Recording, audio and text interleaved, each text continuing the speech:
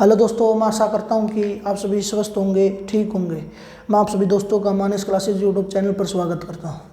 हमारी पिछली वीडियो में 5600 वैकेंसी जो हरियाणा पुलिस से रिलेटेड थी, उस वीडियो में बताया था कि उस वीडियो में कई दोस्तों का डाउट था भाई, जो कमेंट बॉक्स में लिखा। तो उसमें मैंने कहा भाई उस जो डाउट है वो मैं पंचकुला में जो भाई मेरे रिलेशन में है तो उनसे कॉन्टैक्ट किया। मैंने उनसे कॉन्टैक्ट करके भाई उनका जो डाउट था वो क्लियर किए। भाई राहुल जी यादव का डाउट था कि जो 5600 वैकेंसी है नहीं, जो सितंबर मंथ में भरवाए फॉर्म अप्लाई करवाए थे, जो उन्होंने फॉर्म अप्लाई किया था उसमें क्या किया इन्होंने 2024 फरवरी मंथ की BCB का सर्टिफिकेट अप्लाई कर रखा है फॉर्म में। तो अब उनको डाउट है राहुल जी को कि भाई जो सर्टिफिकेट अप्लाई किया नहीं वो गलत कंसीडर होगा, HSC के द्वारा जो अप्लाई हुआ है भाई गलत कंसीडर होगा और इनके फॉर्म को रिजेक्ट कर दिया जाएगा, इनकी कोई लिस्ट नहीं आएगी, लिस्ट में नाम नहीं आएगा। तो उनका सोल्यूशन बता दूं मैं आपको अभी। भाई जो इन्होंने फॉर्म अप्लाई किया है जनरल में भी काउंट नहीं होंगे, इनका कहने का मतलब ये जो मैंने पूछा है। पहली बात ये कि जो इन्होंने फॉर्म अप्लाई किया है, जो उनकी उम्र है 25 साल, मतलब कि जो 25 साल होने को है, 22-23 साल 27 साल के पार है, तो वो उम्र किस पे डिपेंड करेगी भाई, इनके ऊपर। पहली बात यो कि जब हम फॉर्म अप्लाई करते हैं हरियाणा पुलिस में तो उसमें एलिजिबल क्राइटेरिया लिखा होता है। उस एलिजिबल क्राइटेरिया के अंदर आते हैं तो तभी फॉर्म अप्लाई होता है, नहीं हमारा फॉर्म अप्लाई नहीं होगा। अगर हमारा फॉर्म अप्लाई हो गया तो क्राइटेरिया का खत्म है। क्राइटेरिया है मतलब कि कहने का मतलब अगर हमारा फॉर्म अप्लाई हो गया तो हो गया, तो क्राइटेरिया कोई मायने नहीं। मतलब कहने का मतलब है फॉर्म तभी अप्लाई होगा जब हमारा क्राइटेरिया पूरा होगा जो दिया है उस नोटिफिकेशन में, जो नोटिफिकेशन आया है उस भर्ती से रिलेटेड। समझ में आई बात। और दूसरी बात है जो सर्टिफिकेट लगाया है BCB का। पहले तो बात जो मैं आपको एक केस याद दिलाना चाहता हूँ 2 दिन पहले का, रविंद्र सिंह ढोलका वाला केस, जो भाई BCB और BCA के स्टूडेंट थे, इन्होंने भी ऐसा ही काम हुआ था। इनके साथ भी क्या हुआ था कि भाई इन्होंने केस कर दिया कि हमारा सर्टिफिकेट भाई इन्होंने वैलिड नहीं करार दिया।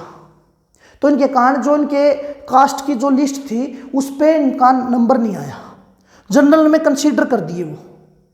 समझ में आई बात। तो कोर्ट ने क्या कहा था आपको याद होगा, उनकी जजमेंट तो याद होगी हाई कोर्ट की। कोर्ट ने कहा था कि भाई अगर HSC सर्टिफिकेट से डाटा उठाती है, डाटा करती है तो कर लो, कोई दिक्कत नहीं। लेकिन अगर वेरिफिकेशन पूरी तरह से अच्छी तरह करनी है तो वो भाई फैमिली ID बना रखी है, उसमें से वेरिफिकेशन क्यों नहीं की। पहला पॉइंट आपका यहीं से क्लियर होता है कि अगर आपका फॉर्म में कोई अप्लाई हुआ है तो उसमें सबसे पहला फैक्ट होगा कि भाई आपकी फैमिली ID में क्या कास्ट है, भाई कौन सा सर्टिफिकेट बनेगा, BCB BCA लिखा है क्या नहीं लिखा है, उसके द्वारा वेरिफिकेशन करनी होगी। क्योंकि अभी तो 2 दिन पहले जजमेंट आई है हाई कोर्ट की, उसी के अनुसार तो बता रहा हूँ मैं आपको। उन्होंने जो आगे पूछा मैंने, उन्होंने भी यही बताया है। समझ रहे हो बात। दूसरी बात यो भाई जो फॉर्म अप्लाई कर रखा है, अब आपका फॉर्म अप्लाई हुआ है नहीं, आपका सीधा क्या आएगा, कट ऑफ निकलेगी आपकी। अगर आप कट ऑफ पार हो रहे हैं नहीं तो 100% आपका नाम आएगा लिस्ट में। आप इस बात की तो टेंशन ही मत लो कि भाई मेरा नाम आएगा कि ना आएगा, मेरा तो फॉर्म अप्लाई, आपका बस का काम है फॉर्म अप्लाई होना। अगर रिजेक्ट हुआ है फॉर्म, मान लो आपका फॉर्म रिजेक्ट हो गया अगर इनसे, तो आप पे एक ऑप्शन मिलता है कि भी आपकी फैमिली ID में से तो भी वेरिफिकेशन कर सकते हैं कौन सा सर्टिफिकेट है, सर्टिफिकेट नहीं। और आपको इतनी और बता दूं, जो हमारे अंदर जो भाई क्या होता है, सर्टिफिकेट अलग हो और फैमिली ID में वेरिफिकेशन अलग हो, तब तो आपका हो सकता है। समझ में आई बात। आशा करता हूँ आप सभी का जो डाउट था वो क्लियर हो गया। क्या कहा मैंने कि भाई जो आपका डाउट था जो BCB BCA का जनरल में, अगर आपको कोई दिक्कत लगी तो जब भी जनरल में तो कंसीडर करेंगे, जनरल में तो कंसीडर करेंगे ही करेंगे। अब बात रही रीओपन की फॉर्म, इस बात की 100% गारंटी है कि फॉर्म रीओपन नहीं होंगे।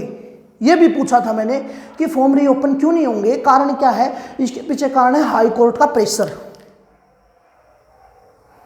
हाई कोर्ट का प्रेशर आ चुका है कि HSC के पास भाई फॉर्म रीओपन, आपको CET 2025 भी करवाना है, आपको जो पेंडिंग एग्जाम्स हो वो भी करवाने हैं। समझ रहे हो बात।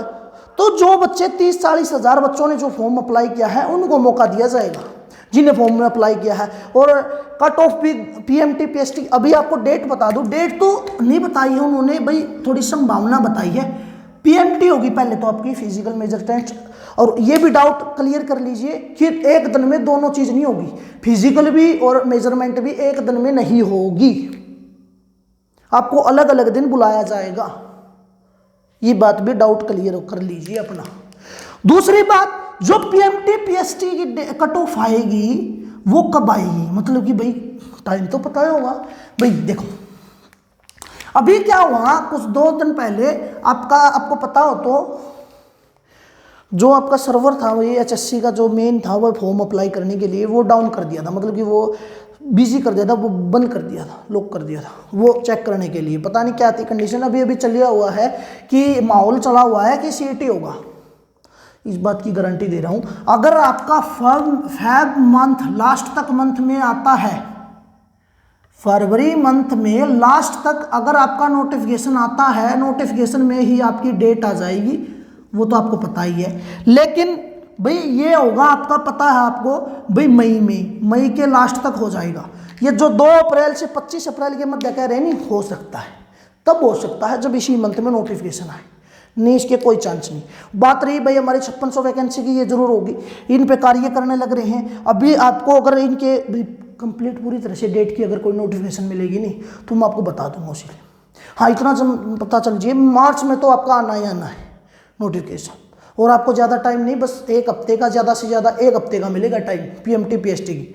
हाँ इसकी कट ऑफ की बात करें तो आपसे एक कंडीशन है, जो बच्चे जो दोस्त मेरे भाई बहन जो देख रहे हैं इस वीडियो को, इस वीडियो के कमेंट बॉक्स में अपने नंबर जरूर लिखिए भी, जितने आपके जो हमारा सीईटी हुआ था, जो पिछला सीईटी हुआ था 2022 में, उसमें क्या कट ऑफ थी, मतलब उसमें कितने नंबर थे आपके, वो बताइए, क्योंकि बहुत ज़्यादा फर्क पड़ा है। आपको पता हो तो 20,000 का रिजल्ट भी आया है, आपको पता अभी CGL का भी रिजल्ट आने को है, पता आपको, और आपको ये पीछे पता दिल्ली पुलिस का भी हुआ था, समझ रहे हो बात है। MTS का भी रिजल्ट आएगा अभी, भाई बहुत से बच्चे हैं अभी, बहुत से CPU मेंस का भी रिजल्ट आएगा, समझ रहे हो बात। बहुत फर्क पड़ेगा अब हमारी लिस्ट पे। और सबसे बड़ा फर्क तो उस समय पड़ेगा कि फॉर्म अप्लाई नहीं किया कई बच्चों ने, कई दोस्तों ने फॉर्म तो अप्लाई किया ही नहीं, उसमें कट ऑफ पे सबसे ज़्यादा फर्क पड़ेगा, इस बात की गारंटी देता हूँ। रीओपन तो फॉर्म होंगे ही नहीं, जितना मुझे आगे से पता चला है। वो अगर होंगे ओपन ओपन तो आपको बता दूंगा, क्योंकि उससे आगे मैं पूछता रहूँगा।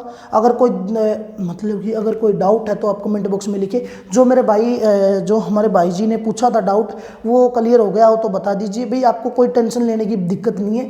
जो आपका फॉर्म है, अगर आपका फॉर्म BCB के आधार पर चेक नहीं हुआ है तो आपको भाई आपका फॉर्म रिजेक्ट नहीं किया जाएगा, वो जनरल में कंसीडर कर देंगे, चाहे वो काई कुछ भी हो, समझ रहे हो बात। अगर आपकी जनरल की एज नहीं है तो भाई वो आपको रिजेक्ट तो करेंगे नहीं, इस बात की तो 100% गारंटी है बस। हाँ आप भाई कट ऑफ के द्वारा तो बाहर निकल सकते हैं। अपने अपने दोस्त भाई जो दोस्त है भाई अपने नंबर लिखिए CT 2022 के, तो उसके आधार पर भाई कट ऑफ के देखी जाएंगी। भाई बहुत ज़्यादा फर्क पड़ेगा कट ऑफ पे, 5-4 नंबर का नहीं, बहुत ज़्यादा फर्क पड़ेगा। आशा करता हूँ आप सभी को ये वीडियो पसंद आई हो। हाँ इतना बता दूँ, 4 गुनाई बुलाएंगे, मतलब 4 गुनाई एग्जाम में बैठेंगे, लेकिन PST में तो ज़्यादा बुलाएंगे, समझ रहे हो बात। आशा करता हूँ बस आज के लिए बस इतना ही। भाई आपको अगर कुछ डाउट है तो कमेंट बॉक्स में ज़रूर लिखिए। धन्यवाद, जय हिंद, जय भारत।